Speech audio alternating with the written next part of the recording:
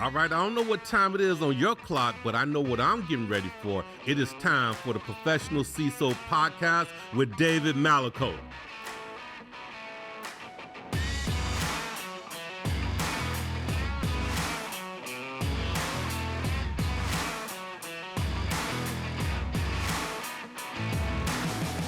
Welcome, one and all, to the Professional CISO Show. I'm your host, David Malicoat. This show is an exploration of the topics necessary to make the role of the CISO into that of a professional. All right, gang. All right, truly have one of the legends, I think. He shakes his head, but we have a cybersecurity leader in the healthcare revenue cycle space. So for those of you, you might already be guessing already. His roots are in consulting, pharmaceutical work, aerospace, energy, gaming, civil transportation, managed security services, and community events. We just had Parrish Gunnels on. He had kind of the similar type background, lots of different things. I think we'll get into that as well. Some notable things about our guest today. A couple things that I didn't know, because typically it's the mountain biking with this one. But loves to attend 80s concerts. Thumbs up there. Love that. And enjoys fixing things, mostly electronics. That was definitely one thing I didn't know. Very interesting. All right, so before we begin, huge reminder, we're going to be at the API Cybersecurity Conference in the Woodlands outside of Houston there on November 12th and 13th. I think the main day we're going to be recording is on the 12th.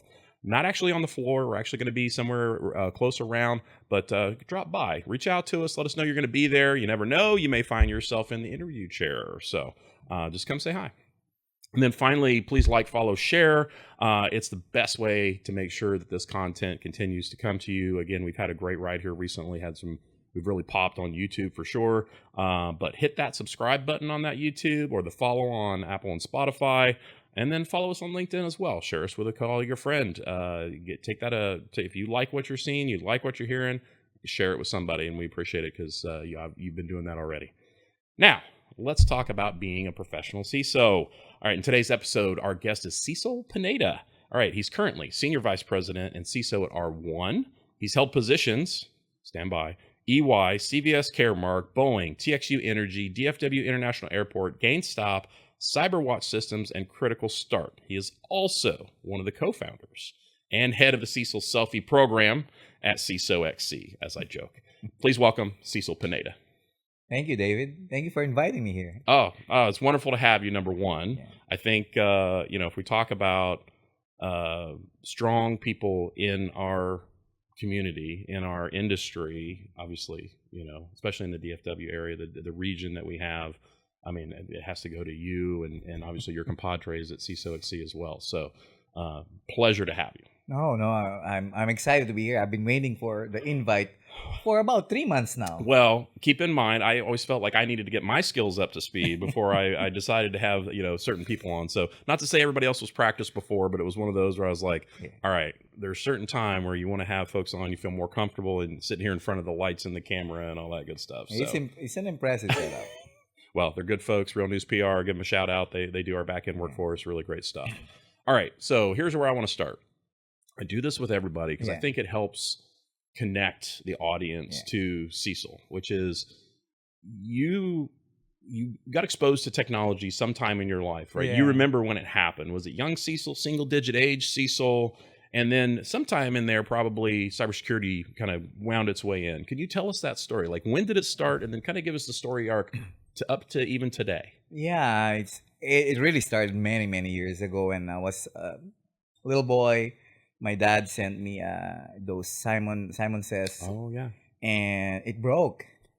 And I was from a poor family, and I wanted fixed, so I fixed it myself and found the component. Went to the electronics store, bought some, a couple of resistors and a capacitor, and I said, "Oh, this is fun." And at an early age, I started building amplifiers and stuff like that. So there's a lot of kits when I was young in the electronics store where you could build them. Yep. And that was, and then a few years later, I asked my mom to get me a PC XT. Mm-hmm. I think it was like 10 megahertz or something. It's really slow. Right. It was like 640 kilobytes of memory. So from that, right? So now you got your ground, you get the passion, right? I hear obviously you said in the notable things you're a tinkerer as well. And so that's kind of been through. Where did young Cecil or or later Cecil come in with cybersecurity? It's probably during my college days. It's not cyber yet. Right.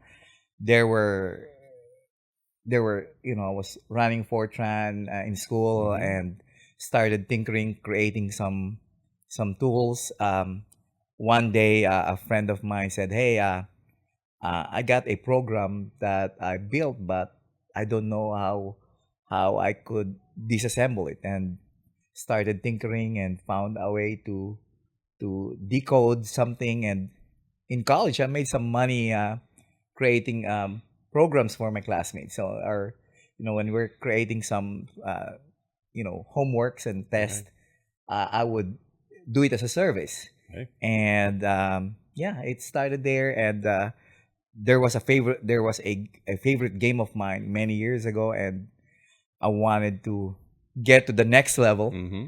and I couldn't get to the next level, and found a way and started looking at code, looking at how I could bypass things. Right. So, And so, would you say that your cybersecurity career started in the app sec space? Would that yeah, be safe in to the say? software In software side. Yeah. side. So you're classically trained as a coder. Is that what you did? Yeah, 100%? I was a developer for Fox Base and D Oh, Base, and a little bit of of Pascal, yeah. Turbo Basic.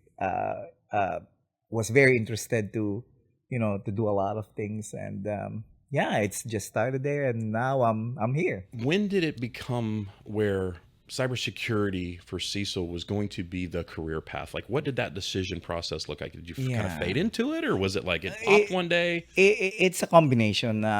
In the mid '90s, when the internet starting in the Philippines, a college asked me to start, creating this network. They ordered a Cisco device, a router, Yeah. and I don't know if it's Cisco. It's one of those routers, and I started, just started with a manual, Right. and I hook it up. It took me a while to get it configured, and the internet was probably the start of it. And Right. I said, I wanna start doing this. And a few years later, a friend of mine said, "Hey, um, Checkpoint is looking for a local partner here in the Philippines, and would you like to be, um, you want to resell and support Checkpoint?" I said, "Yeah." And then, yeah, about 2000, when Y2K is done, Yes. I did some Y2K work. And what's the next after the Y2K? There's not much, and I see Right. an opportunity in cyber. We did call it InfoSec at that time, Right. and started venturing into supporting and selling, and like Trend Micro, Mm-hmm. WebSense, WebTrends, Right. all those Yeah. early tools. Yes. Yeah, So, final question on your history: yeah. when and what did it look like when you knew that it was cybersecurity leadership was going to be your path? Yeah. I was working with several banks at that time. There were no CISOs, Mm-hmm. but there were a lot of CIOs, and I knew one day there will be something like a CISO. Right. We don't know that Didn't know what it word. was called. Yeah, Right. we Yeah. didn't know, and I knew that that would be my path. And then when I moved to the States and I met this his name is Zulfi Ahmed. He's a CISO at CVS Mm-hmm. Caremark, and I was like, I want to be like I want to him. be like him. And since I've been friends with Zulfi now for 19 years now, and he's been a good mentor, and I wanted to be like him. Right. And took me a while to get to that position, Course, because you have yes. to move up to the ranks. Right. But I'm fortunate. A lot of my friends helped me get where I am right now. Yeah, because it's we, right? It's Yeah. it's a community of we. We It's a help one community, another. and Zulfi probably called me 3 or 4 times in the past 20 years now to, "Hey, do you want to work for me?" Mm-hmm. And my current job, uh, my my boss, he was my boss 8 years ago Right. at TXU Energy, and 4 years ago, 3.5 years ago, he said, Cecil, you remember I told you you're gonna have to work for me again. This is the time." So It's awesome. it's it's the network of friends. Yes. Yeah. Okay, so switch a little bit. We're going to go into the kind of the premise of the show, right? Yeah. So called the professional CISO.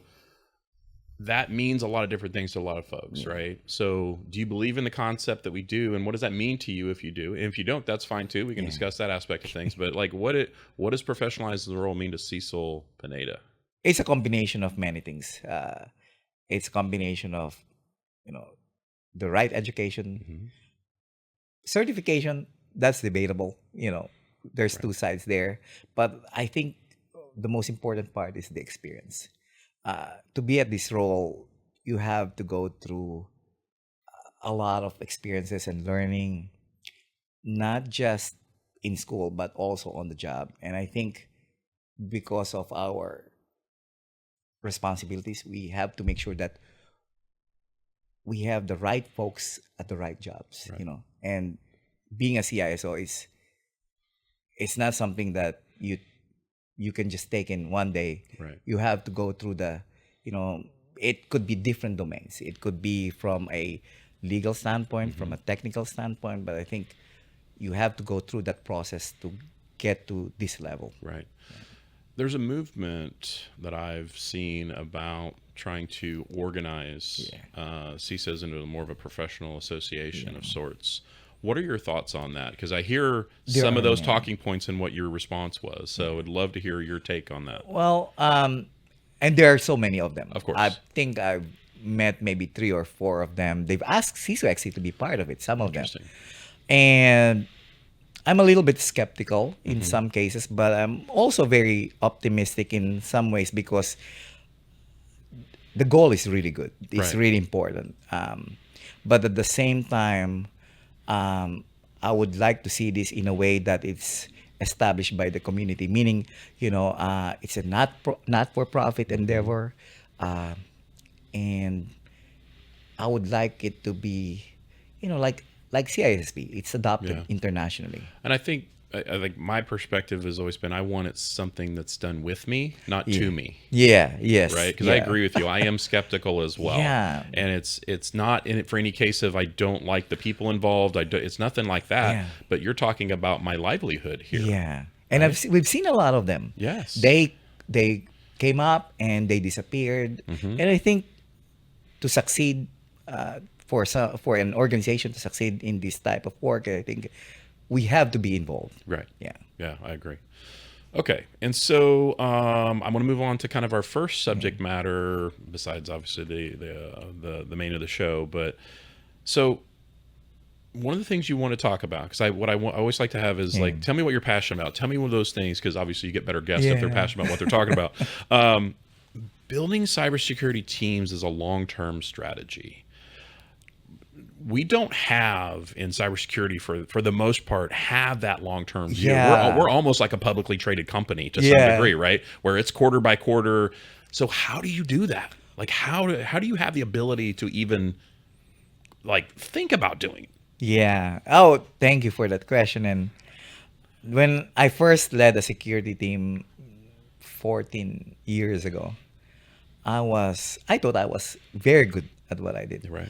I thought at that time, but 14 years later and my third CISO job now, and I said, I didn't really pay attention to culture. I'm focused on projects and tasks and deliverables and metrics. I really did not get the most out of my team. So when I took on this role right now, my current position, on my first day, even a month before joining the company, I started looking at different organizations, talking to different CISOs, and I also look at my experience. When I was an engineer, a manager, I did more when I'm happy, when I'm motivated. And I said, one day when I become a CISO again, I want to make sure that I can focus on culture, because on a short term, I think the technical aspect is something that you want to focus. For long term, if you want to get the most out of your team, I think focusing on culture will get you the most. I think there's a study somewhere that's like 14 or 17% increase in performance for Yep. a team that are happy Right. or are motivated. And I think it's more than that. I've seen a lot of people in my teams, they work hard and really well without me even asking them. They just do it when there's a great culture in your team. So for these young leaders that Yeah. are listening, that are, they want to be deputy CISOs, CISOs one day, or even just stepped into their first role. Yeah. What kind of actionable advice would you give them in building a culture over the long term? Yeah. Well, I would always start at themselves. Start looking at, all of them have worked for different leaders. You all know when when you're inspired, when you're motivated, you do more. You don't need instructions. Right. You don't need to. Right now, I'm here, and I know for the next hour during this podcast is my teams are doing what they need to do Right. without me overseeing them. Look at themselves. Look at, a lot of the motivation is not just financial. A lot of them is just talking to people, asking them about stuff outside work, Right. being more involved, being more, connected to the individuals. I think it really helps. So for everyone out there who's aspiring to be a leader one day, I would look at your experiences. You know how you felt when you're working with different leaders, Right. and I think you should apply that. And I think you've seen those different graphics about being a manager and being a leader. They're all true. When you're a leader and you're doing making sure that you're focusing on the right things, not micromanaging. All of these are, a lot of the cybersecurity guys you're gonna hire when you're a leader, they're all professionals, and they know what to. You don't need to micromanage them. So. Quick follow up, maybe a little bit of field. How do you do that? How do you create that culture in our current climate of hired guns? Because you said something about pay, Yeah. right? So there's people that chase the dollars. There's how do you find that right person to be able to get that match? Everybody wants to be fairly compensated. Yeah, Don't get me wrong. I'm not downing that Yeah. side of things, but at the same time, you want them to work more than just for the paycheck. Yeah, right? I there's a lot. One is Top 2 or 3. I would say first give them the ability to be creative. Give them room to operate. Right. I think when you start giving them responsibilities and being, that's good. But a lot of the leaders today, up and coming ones, especially at the manager and director levels, they feel more empowered when they have the ability to operate. Give them enough room Right. to execute. They like that. Another thing is make a personal connection. Make sure you don't have to be super good friends with them, Right. but I think at a certain level, people work together when they feel good about the relationship. I think working on those small things, and you cannot create them overnight. Right. It takes a while. That's why it's long term. It takes months and sometimes years. Different people. Right. Some folks you could be friends tomorrow. Some folks you need months or years. Does that require a little bit of vulnerability as a leader? Yes, you have to. And no, there's no perfect leader today. Right. But I think being able to share your weaknesses, share your fear sometimes, it helps. I think being able to connect at a certain level with your folks helps a lot. Love it. All right, we're going to shift a little bit again. Yeah. I want to get to everything because Yeah.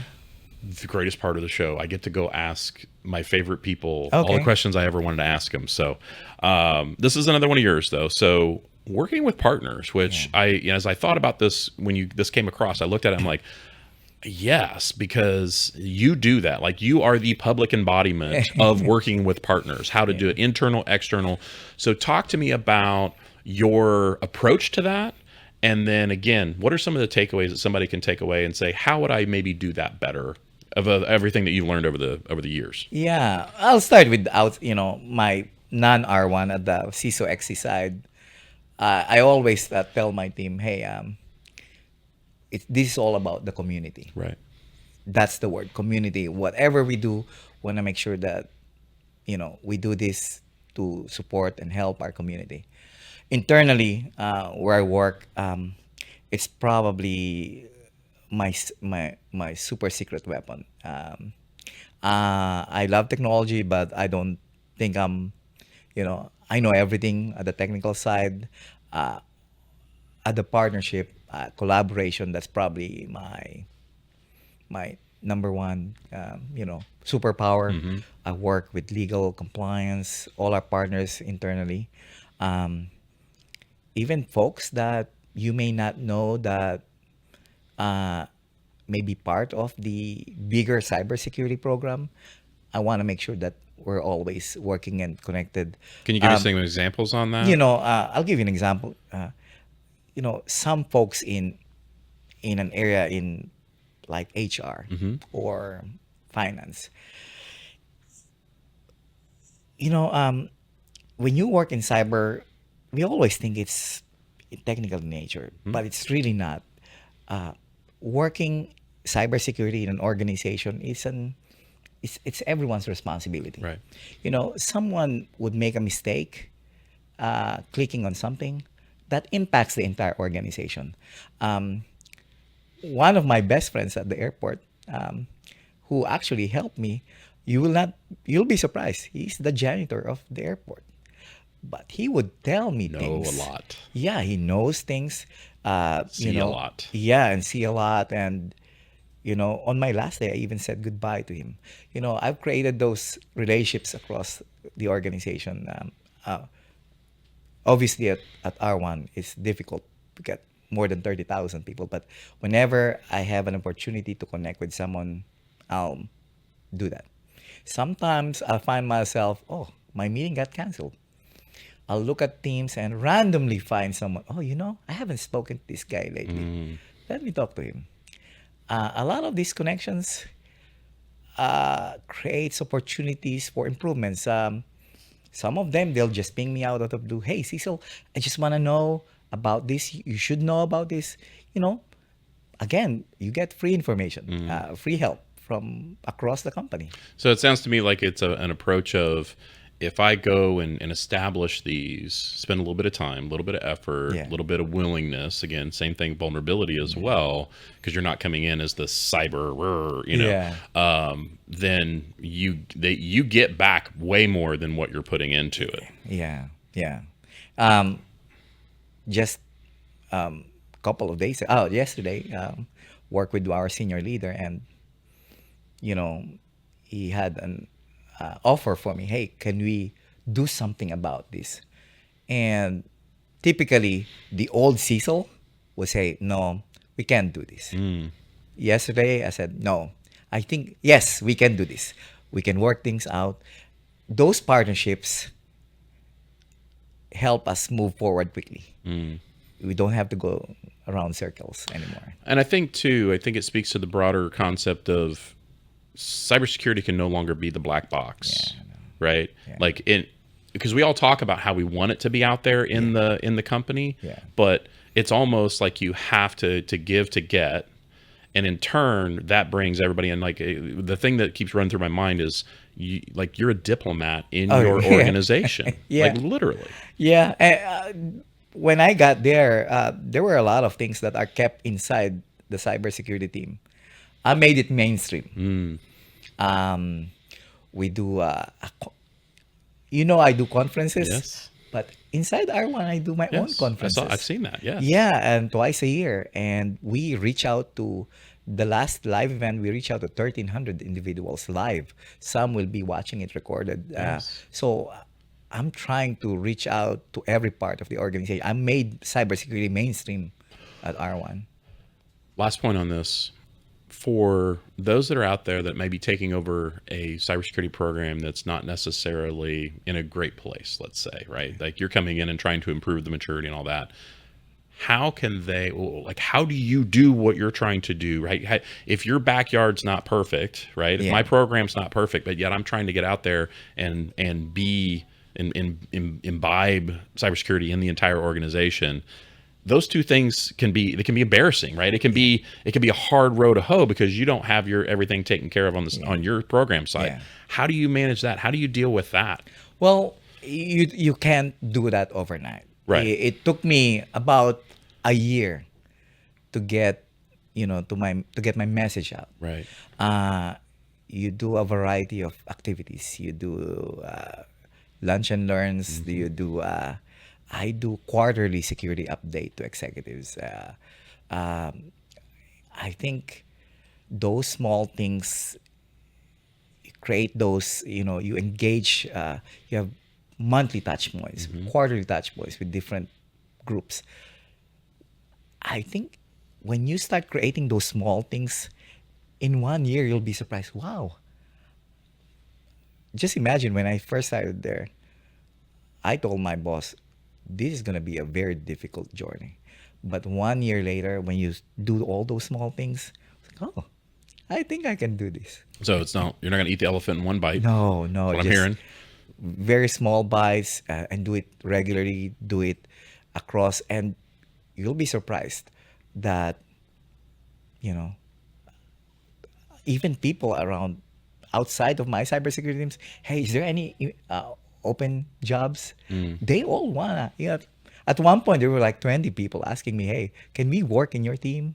Which I think is a great testament to the culture that you're building and the program that you're building. And because if it's in a black box, nobody knows, why would anybody want to come to work with you? Because they have no idea what's going on. Otherwise, now it's across the organization, the reputation is there. And obviously the support, the culture, now you're getting a culture of cybersecurity in your organization, in the entire organization, right?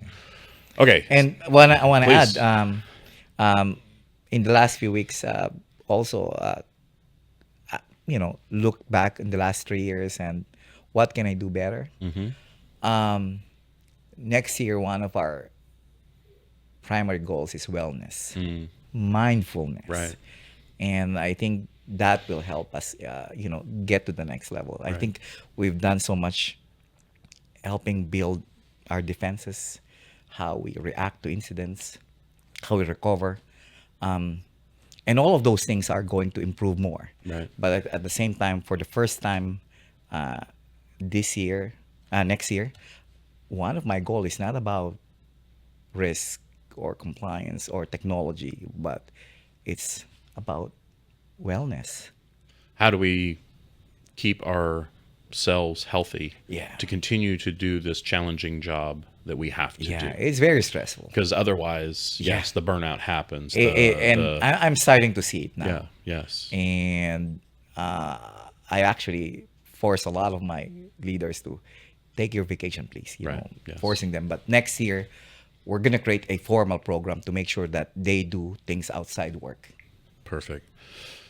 Okay, get to the last one here, and then we've got 10 questions for Cecil Pineda. All right, so one of the things for you that I've always observed is you're using community, right? You created your own thing, which I identify with. Actually, if anything, I think CISO XC was a path for me to start the show to some degree, where I go, I know other people that are doing it. They had an idea, they saw a need, they filled it.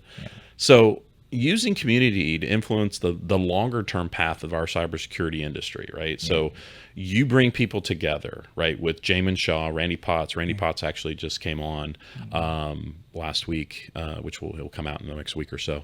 But what is the vision, right?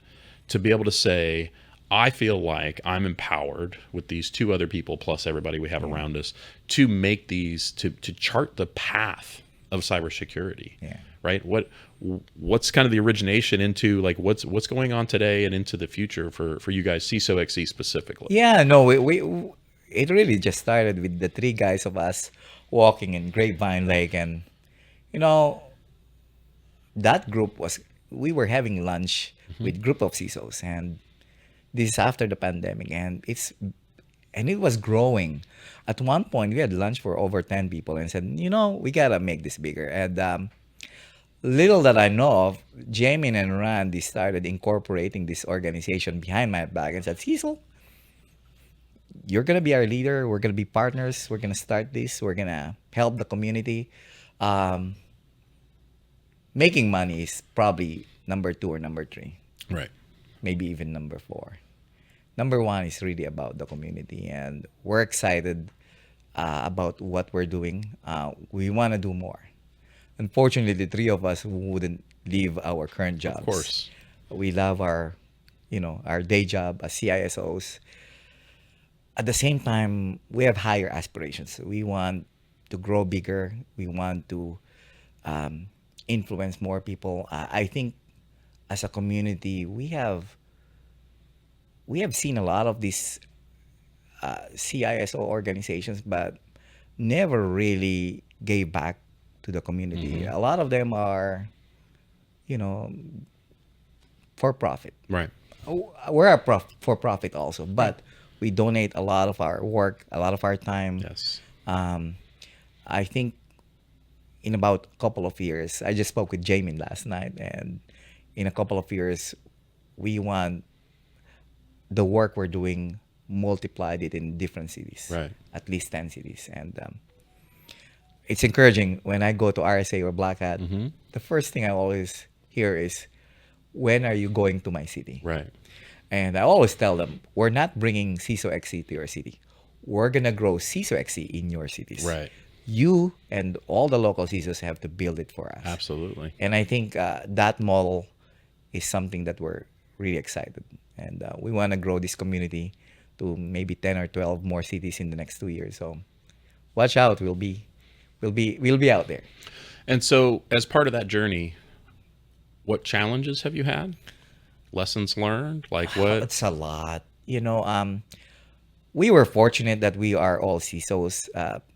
I thought we could do this easily, and we really underestimated, organizing gatherings. Even a simple lunch, it's not easy. Right. It's not.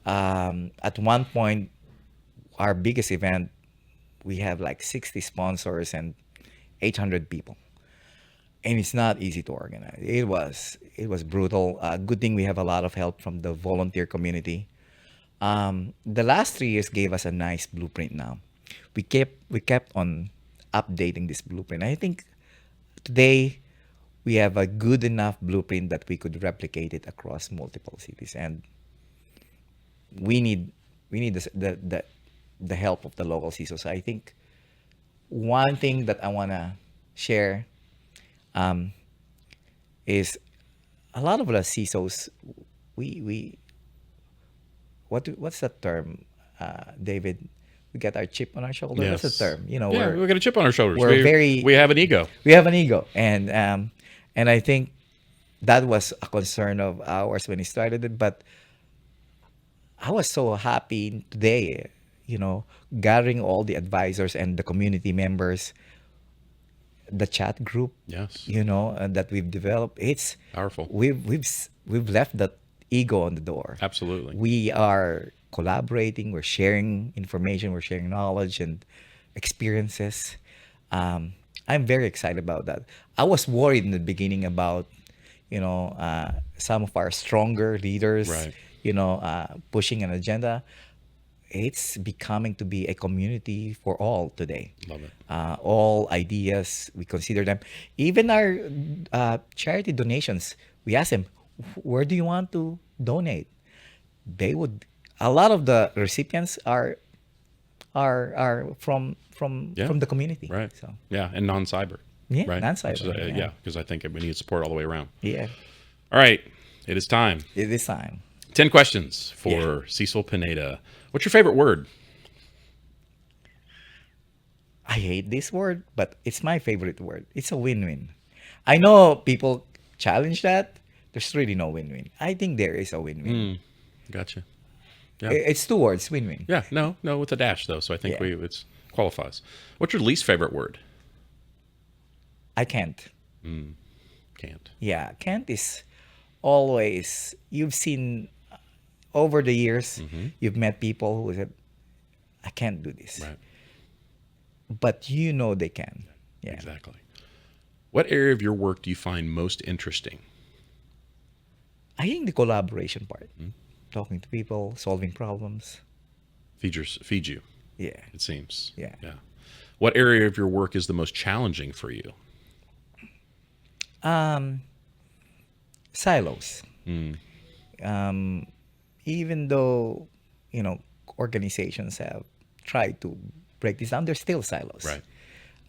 Silos and biases. Got it. Yeah. What sound or noise do you love? Bass. Ah, I like those 80s and 90s bass, yes. Snap, Yes. Yeah. Technotronic. Yes. Love it. What sound or noise do you hate? Styrofoam. Styrofoam? Yes, crash. Yeah. I hate that noise. I love it. I love a lot of Yeah. noise. Right. That one I really hate. I understand. What's your favorite curse word?